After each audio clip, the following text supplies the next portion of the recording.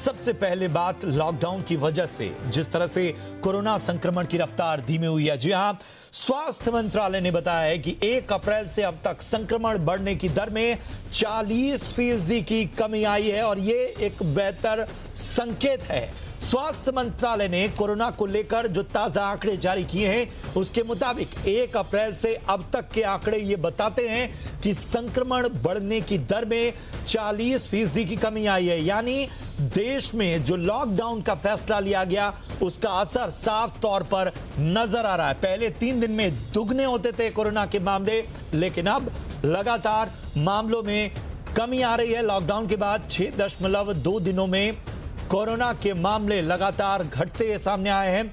Corona से लड़ाई के लिए 1919 अस्पताल तैयार कर दिए गए हैं और इनमें 1,73,000 आइसोलेटेड बेड है।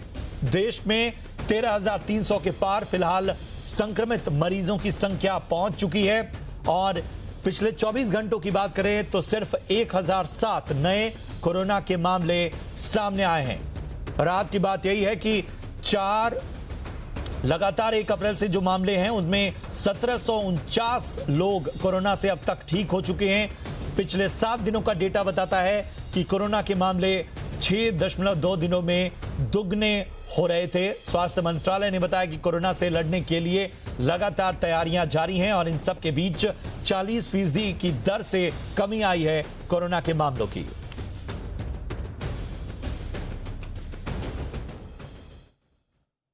और अब बात करें अगर दिल्ली और महाराष्ट्र की, तो महाराष्ट्र में कोरोना का असर सबसे ज्यादा देखने को मिला है। वहीं दिल्ली में कोरोना वायरस से अब तक 1729 मामले सामने आए हैं। तो दिल्ली में कुल कोरोना के मामले 1729 हो चुके हैं। 38 लोगों की दिल्ली में कोरोना की वजह से मौत हुई है। 1640 एक्टिव केसेस फिलहाल हैं। 51 लोग दिल्ली में कोरोना से स्वस्थ होकर लौटे हैं।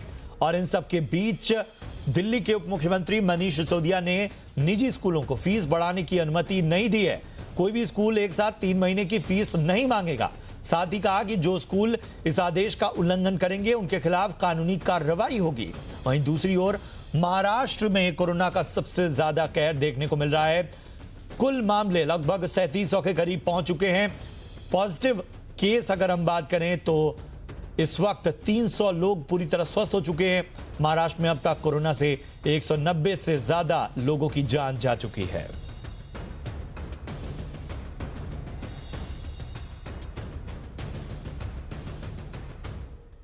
और हमारे साथ सहयोगी समीर दीक्षित दिल्ली से और अमित जोशी हमारे सहयोगी मुंबई से जुड़ चुके हैं तमाम अपडेट्स के लिए। सबसे पहले समीर आपका रुख करेंगे। दिल्ली सरकार ने जो फीस को लेकर नई गाइडलाइन जारी की है और उसमें बहुत सख्त हिदायतें हैं, क्या ये हिदायतें केवल दिल्ली के लिए हैं या एनसीआर में भी ये बातें लागू होंगी? बिल्कुल, दिल्ली के लिए ही ये जो तमाम दिशा निर्देश हैं वो केवल दिल्ली के स्कूलों पर ही लागू होंगे और ये सभी सरकारी या निजी स्कूलों पर लागू होंगे। सीधा आदेश ये है कि लगातार सरकार को इस तरीके की शिकायतें आ रही थी कि इस दौरान भी, लॉकडाउन के दौरान भी कुछ स्कूल न केवल फीस बढ़ा रहे हैं बल्कि ट्रांसपोर्टेशन चार्जेस भी वसूल रहे हैं, जो कि तर्कसंगत नजर नहीं आता है। तो ऐसे में तमाम स्कूलों के अभिभावकों को राहत देने के लिए सरकार ने ये आदेश दिया है कि कोई भी स्कूल जो है वो पेरेंट्स से फीस नहीं वसूल सकता और साथ ही ट्रांसपोर्टेशन चार्जेस भी वसूल नहीं सकता है। हालांकि ट्यूशन फीस वो देंगे 1 महीने के लिए, लेकिन साथ ही ये भी कहा गया है कि जितने भी एम्प्लॉयज हैं स्कूल के, चाहे वो टीचर्स हों या सपोर्टिंग स्टाफ हो, उनकी सैलरी भी नहीं रोकी जाएगी, बाकायदा उनको सैलरी दी जाएगी। और ये सब इसलिए ताकि किसी को कोई असुविधा ना आए और तर्कसंगत न्याय की जो बात कही जा रही है वो बना रहे। ये शिकायतें लगातार मिल रही थी, लेकिन शुरुआत दिल्ली से हो गई है। यानी कि दिल्ली से जो मैसेज गया है वो बाकी राज्यों को भी में आप देखेंगे कि धीरे धीरे रेप्लिकेट होगा, यानी कि अन्य राज्य भी इसका पालन करते हुए या इसको अपनाते हुए नजर आएंगे।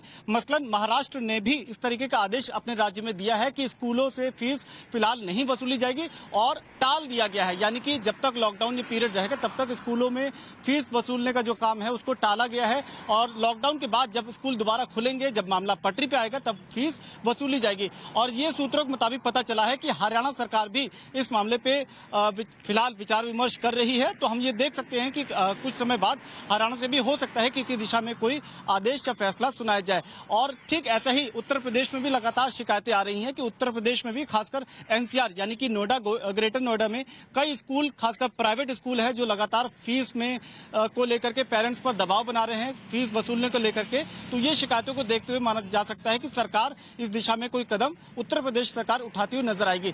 तो ये जरूर है कि लॉकडाउन के बीच में जितनी भी सुविधाएं या राहत सरकार देने की कोशिश कर रही है अपने अपने स्तर पर, चाहे केंद्र हो या राज्य सरकार, वो लगातार फैसले या कदम उठा रही है। हालांकि इन सब के बीच में जो कोरोना का जो फिलहाल स्टेटस कह लीजिए या आंकड़ा कह लीजिए, वो दिल्ली में अभी भी चिंताजनक बना हुआ है। दिल्ली में कोरोना पॉजिटिव संख्या जो हो वो 1700 का आंकड़ा पार कर चुका है। एक्टिव केसेस की संख्या तकरीबन 1650 है, जो एक चिंता की बात बनी हुई है। और इस सब में एक ताजा जो बदलाव वो या डेवलपमेंट ये आया कि आज दिल्ली में चांदनी महल थाने में, पुलिस थाने में 2 पुलिसकर्मियों को कोरोना पॉजिटिव की सूचना जब आई तो काफी चिंतित वहां पर लोग नजर आए।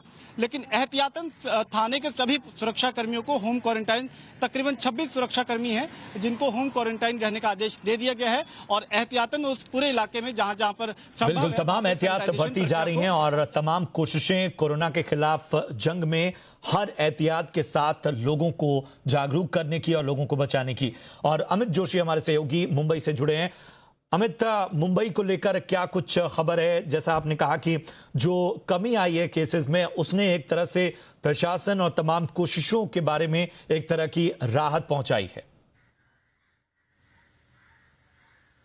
थोड़ी देर में महाराष्ट्र के बारे में स्टेट गवर्नमेंट की तरफ से और खासतौर से मुंबई के कोरोना संक्रमित लोगों के बारे में मुंबई म्युनिसिपल कॉरपोरेशन की तरफ से अपडेट आएगा तो पता चलेगा कि पिछले 12 घंटों में क्या यहाँ पे तरक्की हो चुकी है। लेकिन पिछले कुछ घंटों में हमने देखा है कि और मुंबई के मेयर ने भी ये साफ किया है कि कोरोना संक्रमित लोगों का जो आंकड़ा है वो मुंबई में पिछले कुछ घंटों से कम दिखाई दे रहा है और इसमें हमको काफी सक्सेस आने वाले दिनों में मिलेगा, ऐसा मेयर ने साफ किया है। और पिछले कुछ घंटों का अपडेट देखा जाए तो पूरे महाराष्ट्र में कोरोना संक्रमित लोगों का आंकड़ा कम दिखाई दे रहा है, क्योंकि पिछले 15-20 दिन का अपडेट हमने लिया तो हर दिन ये आंकड़ा 100 या 150 या 200 के आगे जा रहा था। तो पिछले 12 घंटे में ये आंकड़ा 35 तक सीमित था। तो अगले 12 घंटे में ये आंकड़ा और कितना बढ़ता है ये देखना पड़ेगा।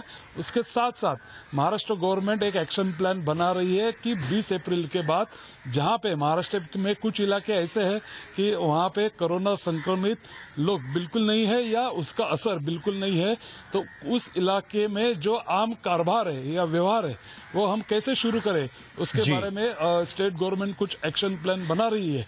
तो ये देखना ये पड़ेगा कि किस तरह से स्टेट गवर्नमेंट की तरफ से ये एक्शन प्लान के बारे में डिक्लेरेशन होता है, क्योंकि आज 17 तारीख है, 3 दिन हाथ में है, तो वहां के लोगों को कारोबार शुरू करने में भी कुछ वक्त देना चाहिए। तो देखना ये पड़ेगा कि स्टेट गवर्नमेंट की तरफ से, खासतौर से मुख्यमंत्री उद्धव ठाकरे की तरफ से इसके बारे में ऐलान कब होता है। अगर ऐसा लगता है कि कल इसके बारे में कुछ इंफॉर्मेशन स्टेट गवर्नमेंट की तरफ से डिक्लेयर हो सकती है। तो कोरोना संक्रमित लोगों का आंकड़ा कुछ हद तक अभी लिमिट में आने की आशंका या आने के बारे में वहां पे सक्सेस दिखाई दे रहा है। और दूसरी तरफ महाराष्ट्र गवर्नमेंट एक्शन प्लान तैयार कर रही है। लेकिन वो सारी चीजें देखेंगे कि क्या स्थितियां हैं और किस तरह से केसेस में जो कमी है उसका क्या ग्राफ है और क्या ये सस्टेन कर रहा है, क्या इसमें एक तरह की कंसिस्टेंसी है, ये सब देखने के बाद ही अहम फैसले लिए जाएंगे। बहुत बहुत शुक्रिया अमित जोशी आपका। इसके साथ ही समीर दीक्षित आपका भी बहुत बहुत धन्यवाद दिल्ली और मुंबई की तमाम अपडेट्स के लिए।